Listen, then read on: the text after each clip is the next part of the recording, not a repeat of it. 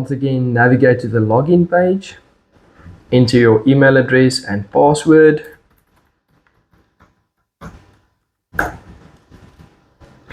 So before we can run a payroll run, we would need to enter the UIF reference number and in this case also the compensation fund reference number. So it's important to take note that if you have selected the option that we assist you with UIF and compensation fund registration, we will automatically, once successfully registered, save your reference numbers to your dashboard and inform you once done so that you can start running payroll runs. But for the example, you will then see that here you can enter your UIF reference number and compensation fund reference number for those employers who have already been registered. Once you have entered your UIF reference number, you can then navigate to monthly payroll and then select the option Start Payroll Run. Here you will then be able to select for which month you are running a payroll run. You will be able to do UIF submissions backdated as well. So select the specific month that you would like to start with your UIF submissions. In this case, we will be using November. Here you will then see a list of your employees. You will be able to run specific payroll runs for employees that are included or excluded. So say for example you have an employee that is paid monthly and you have an employee that's paid weekly. So the employee that has a pay frequency of weekly will then obviously need to have weekly payroll runs. But for this example, we will then be just using a normal monthly paid employee. Once selected the employee, then you can say Start Pay Run Process. Here you will then be prompted to confirm whether this employee is still active or not. It's important to note that the selections made here will directly link to the Department of Labor. So say for example you have an employee that no more longer in your service, then you can just say no if the employee is not active anymore.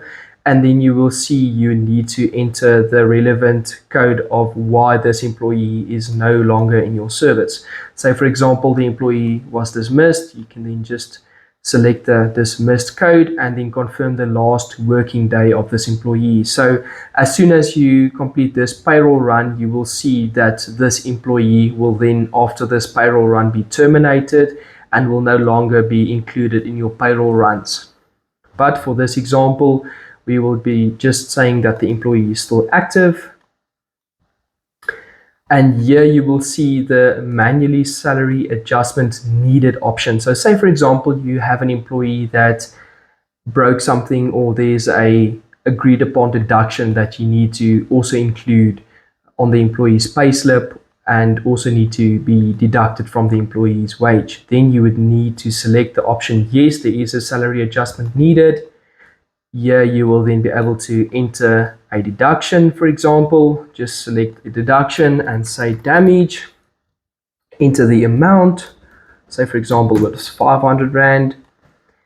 And here you would also be able to enter unpaid leave days. So say for example your employee did not pitch for work for a number of days and it was not agreed upon and it is lawfully unpaid leave days. You can then enter the days unpaid, meaning the days that the employee was not at work.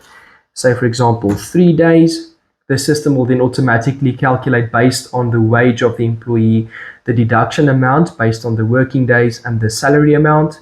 But if you would like to make an adjustment, say for example you would like to, instead of that amount, say only deduct 200 Rand from the employee, then you will be able to manually enter the unpaid leave days deduction amount.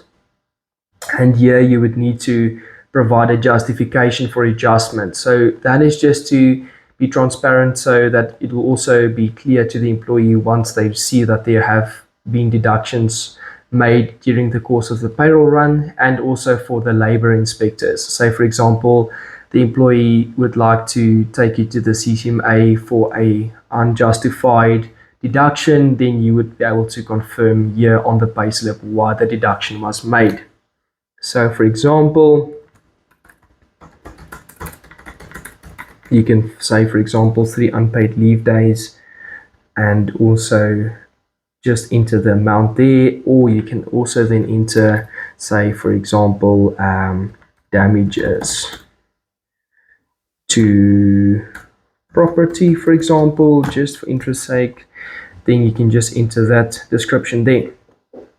Okay, and then you will need to enter the pay date, meaning the day that you will be paying or will pay the employee, or have already perhaps paid the employee. Say, for example, you already paid by EFT or would like to run the payroll run now and pay that employee for that specific date, then you would need to enter the specific date, as this date will also reflect on the employee's payslip. Once satisfied, you can then select Review Payslips, and then you will see the employee's payslip here visible. It states the employee's name, ID number, position, and all the relevant details required. And then you will see there's the unpaid leave days of 3 days, the 200 Rand deduction there. There's the employee's UIF deduction, and there's a damage deduction. And there's the employer's UIF contribution summary, or the amount as well. And there's the net pay amount, and here is the payroll adjustment summary, just to provide more details as to what was the reason for the deductions. And then once you are satisfied, you can say UIF submission. And it's important to take note that here you will see the UIF contribution summary. This is after the payroll run, the total UIF which is payable by the employer to the Department of Labor. So in this case, you will then see a summary here, which states that the UIF payable is 106 Rand. And here you will see the official Department of Labor UIF banking details. There's a few options which you can choose depending on your bank. And then you will see your UIF reference number, which must always be used as the reference when making payment to the Department of Labor. In this case, we have entered a example UIF reference number, which is currently being displayed on all the banking details sections. That will then obviously be used as your UIF reference number for the EFT. Okay, then once you are satisfied and ready to do the payment and have the banking details, you can then select proceed with UIF submission for payroll period. In this case, we are going to do the UIF submission now, so we are going to select yes. And then you will see a warning here that says that this will automatically be sent to the Department of Labor and this is legally binding. And then you can select complete. Now the system will then be sending the UIF submission to the Department of Labor and then just confirm it was completely successful, it was completed, and then you can say close. And then to go and view the payroll run that we have just completed, select View Archive, where you will then be able to see the payroll run which we just completed, the list of the relevant details such as the UIF summary, the CSV file which was generated and submitted, the UIF status, and then also we will be able to download the UIF reply as soon as they have replied with our UIF submission.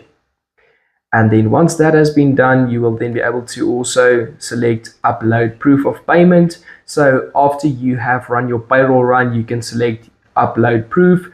That is the proof of payment for the UIF submission which you just have done, and then the proof of the EFT that you have completed. It will then obviously be stored here on the system automatically, and say for example you get a labor inspection from the Department of Labor, you will then be able to select download all, which will then for this specific payroll period for this month, it will download all the relevant details that are required by the Department of Labor, and then you can just provide the proof to the labor inspector.